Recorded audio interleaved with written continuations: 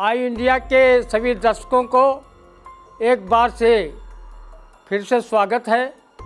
मैं हूं ज्ञान प्रकाश सिंह प्रतीक। आज हम आपको एक ऐसी कहानी बताने जा रहे हैं जो कोई कपोल कल्पित नहीं है, बल्कि सीतापुर जनपद से जुड़ी हुई है। यहाँ के एक भक्त सैनिक के लिए भगवान ने स्वयं उसका रूप धारण कर उस समय तोप चलाई थी जिस समय वो सैनिक भगवान की पूजा में व्यस्त था। आइए हम आपको सुनाते हैं वो 17वीं शताब्दी की कहानी। बात 17वीं शताब्दी की है। सीतापुर जिले के पैतेपुर में एक मध्यम वर्गीय किसान के घर में एक बच्चे का जन्म होता है। क्षत्रिय समाज में जन्मे इस बच्चे का नाम माता पिता व पुरोहित रघुनाथ सिंह के नाम से करते हैं। थोड़ी बहुत शिक्षा ग्रहण करने के बाद जब रघुनाथ सिंह युवा अवस्था में पहुंचते हैं तो वो लखनऊ पहुंचकर वहां के राज का संचालन कर रहे रायट साहब की फौज में गोलंदाज के पद पर नियुक्त हो जाते हैं। वो बचपन से ही ईश्वर में अगाध आस्था व विश्वास रखते थे। वो जब भी अपनी ड्यूटी पर जाते थे उनके पहले वो घंटों पूजा पाठ व ध्यान लगाया करते थे। कभी कभी तो वो घंटों ईश्वर के ध्यान में मग्न हो जाते थे कि उन्हें बाहरी दिन दुनिया की कोई खोज खबर ही नहीं रहती थी। यह उनकी दैनिक दिनचर्या का एक प्रमुख अंग ईश्वर की पूजा आराधना ध्यान का बन गया था। एक दिन रघुनाथ सिंह ईश्वर के ध्यान में इधर मग्न थे और उधर बांगर देश की सेना ने लखनऊ पर अचानक चढ़ाई कर दी। जब ये सूचना रायट साहब को हुई उनके हाथ पैर फूल गए कि दुश्मन ने अचानक हमला बोला है और यहाँ युद्ध की पूरी तैयारी भी नहीं है। रायट साहब के आदेश पर लखनऊ की सेना बांगर देश की सेना से दो हाथ करने के लिए तैयार हुई। गोमती नदी के तट पर दोनों सेनाएं आमने सामने हुई और दोनों ओर के सैनिक युद्ध करने लगे। तोपें दुश्मनों की फौज पर गोले उगलने लगी। बांगर देश की सेना चूँकि पहले से ही युद्ध की सारी तैयारियां करके आई थी, जो लखनऊ की सेना पर भारी पड़ने लगी। कुछ घंटों के युद्ध के बाद लखनऊ की सेना जान बचाकर भागने लगी। युद्ध की हर गतिविधि रायट साहब अपनी आंखों में कैद कर रहे थे। उधर गोलंदाज सैनिक रघुनाथ सिंह ईश्वर की पूजा आराधना में एकाग्रचित्त होकर इतना लीन थे कि उन्हें बाहरी दुनिया की भी कोई सुध नहीं थी। जब भगवान ने अपने भक्त सैनिक रघुनाथ सिंह को पूजा पाठ में इतना लीन देखा तो शायद सोचा होगा कि युद्ध में भाग न लेने की वजह से ये भक्त सैनिक युद्ध अपराधी घोषित कर दिया जाएगा। इसे मृत्यु दंड तक दिया जा सकता है। अगर बांगर देश की सेना लखनऊ व आसपास के क्षेत्र में काबिज हो गई तो फिर युद्ध के इतिहास में रघुनाथ सिंह का नाम वीरता में नहीं गद्दारों में लिखा जाएगा। शायद यही सोचकर स्वयं भगवान ने युद्ध क्षेत्र का रुख किया और देखा कि लखनऊ की सेना भाग चुकी है तथा बांगर देश की सेना लखनऊ पर कब्जा करने के लिए आगे बढ़ रही है।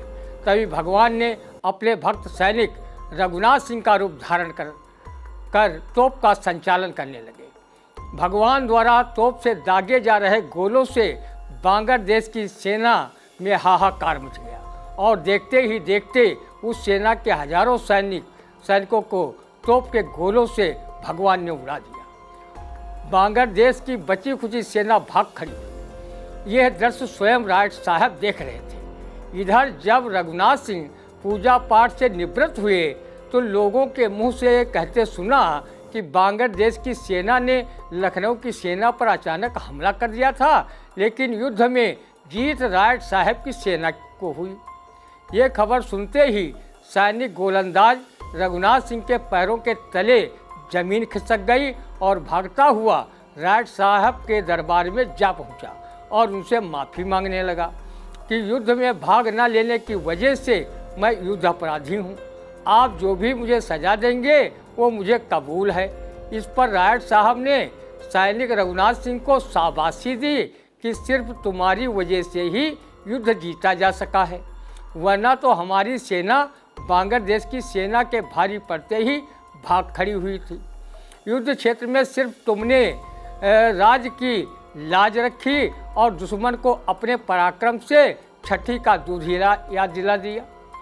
तुम्हारी तोप से निकले गोलों का निशाना इतना अचूक था कि जिधर गोला गिरता उधर दुश्मन के सैनिक धराशायी हो जाते।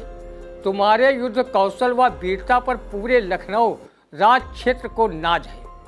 रायट साहब की बात सुनकर पुनः रघुनाथ सिंह उनसे माफ़ी मांगने लगा कि मेरे युद्ध क्षेत्र में न जाने से रायट साहब व्यंग बाण छोड़ रहे हैं। रायट साहब ने कहा कि मैंने आपकी वीरता स्वयं अपने आँखों से देखी है। तुम जो भी चाहो तुम्हें मुँह मांगा इनाम दिया जाएगा।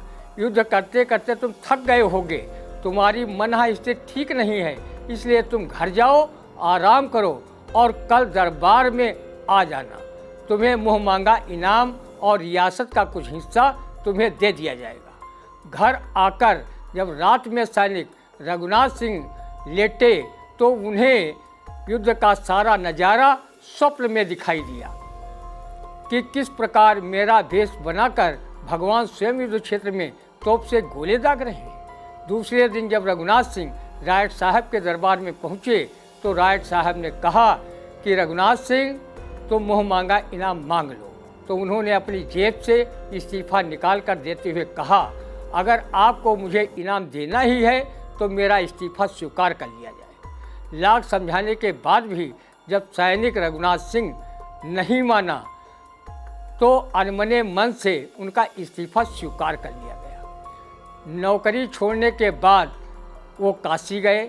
वहाँ कुछ समय व्यतीत करने के बाद अयोध्या चले आए। अयोध्या में जहाँ आज बड़ी छावनी स्थित है उसी के पास एक पीपल का ठूंठ लगा हुआ था। वो उसी के निकट बैठकर भगवत भजन करने लगे। कुछ वर्षों बाद पीपल का वो ठूंठ एक हरा भरा वृक्ष बन गया। अब उनका नाम रघुनाथ सिंह की जगह बाबा राम सनेही रघुनाथ दास हो गया।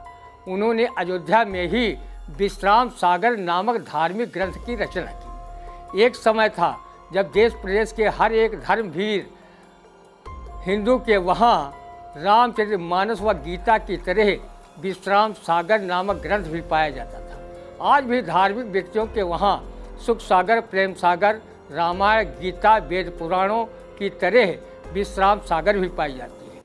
विश्राम सागर में रामायण, महाभारत, भगवान श्री कृष्ण की लीलाओं से संबंधित काव्य रूप में कथाएं तो मिलती ही हैं। बहुला गाय, राजा क्वास, मौरध्वज, नारायणतक सहित अनेक पौराणिक काव्य कथाएं काव्य रूप में वर्णित हैं। यह काव्य ग्रंथ दोहा, चौपाई, सोठा छंद में लिखा गया है। एक स्वर्ग नर के कथानक पर आधारित सालिमल की कथा है, जिसमें धर्मराज यमगढ़ों को बुलाकर सालिमल नामक जिस व्यक्ति की पहचान बताकर लाने की बात करते हैं, यमगढ़ भूलवश उसी गांव के दूसरे सालिमल नामक व्यक्ति को ले आते हैं। बाबा राम सनेही रघुनाथ दास अपने विश्राम सागर में कुछ इस तरह लिखते हैं। सुमिर राम सिय संत गुरु गणप गिरा सुखदान, धर्म क्षेत्र इस भारत की कहो इतिहास बखान। धर्मराज निज गणन को अपने पास बुलाए, गंग यमुन के बीच मह दुज हिलाओ जाए। नाम सालिमल ताकर जानो, गोत्र अगस्त केर पहचानो। इसी प्रकार बाबा राम सनेही ने कथा का विस्तार वर्णन का रूप में किया है। बाबा राम सनेही रघुनाथ दास ने जहाँ रघुनाथ सिंह के रूप में वीर सैनिक का फर्ज निभाया, वहीं बाबा बनने पर भी हमारे जनपद सीतापुर का गौरव विश्राम सागर जैसा अनमोल धार्मिक ग्रंथ देश को देकर किया। सीतापुर के पैतेपुर में जन्मे बाबा राम सनेही रघुनाथ दास के नाम पर उनके यादगार के रूप में कुछ विशेष न बनाया गया हो, पर बाराबंकी जिले के एक तहसील का नाम उनके नाम पर राम सनेही घाट रखा गया है। अयोध्या में आज भी लाखों श्रद्धालु वहाँ के बासिंदे उनके व्यक्तित्व कर्तृत्व के इतिहास को याद कर गौरव की अनुभूति करते हैं।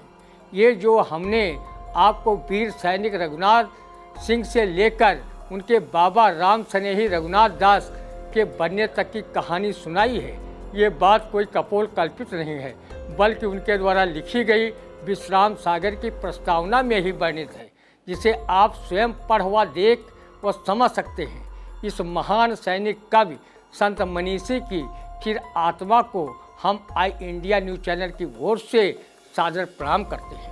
अगले एपिसोड में हम देश व समाज से जुड़ी कोई अन्य जानकारी से आपको कराएंगे रूबरू। तब तक के लिए आपसे लेता हूं विदा। हाँ, एक बात और, अगर आपने आई इंडिया चैनल को सब्सक्राइब न किया हो तो कर लें, बेल आइकन दबाएं, लाइक और कमेंट करें। धन्यवाद। जय हिंद, जय भारत।